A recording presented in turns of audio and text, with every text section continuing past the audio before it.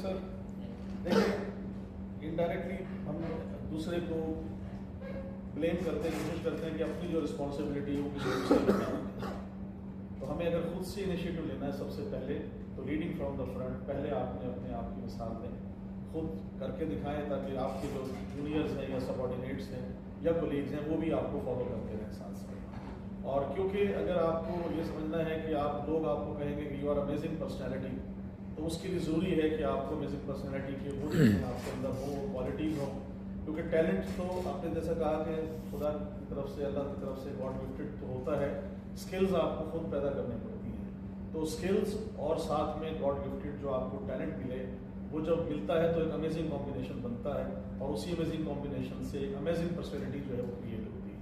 तो ये चीज़ तो साथ साथ है, और ये ज़रूरी नहीं कि किसी एक प्रैक्टिकल लाइफ के लिए है, ये हर जितने भी एज ग्रुप के लोग हैं वो, और ख़ास तौर से जो हमारे जो जूनियर्स जो अब आ रहे हैं, क्योंकि मुझे 25 ईयर्स हो गए इंडस्ट्री में, तो मैंने भी जैसे शुरू किया था, तो साथ साथ लेकिन हमारी काम जो है वो कंसिस्टेंसी और साथ में जो की रोल है लिसनिंग का, वो ये है कि हमने पढ़ा भी यही था कि listening is the major part of communication. तो सबसे पहले गुड लिसनर जो है, एक अच्छा लिसनर एक अच्छा स्पीकर हो सकता है। तो अगर आप चाहते हैं कि अच्छा स्पीकर बने, उसके लिए बहुत अच्छा लिसनर आपको होना बहुत ज़रूरी है। और आखिर में थैंक यू सो मच। आखिर में हमेशा मैं कहता हूँ कि जब भी हम कोशिश करते हैं क्रेडिट लेना अपने आप को, कि मैं क्रेडिट ले लूँ, मैं क्रेडिट ले लूँ, मैं से हट के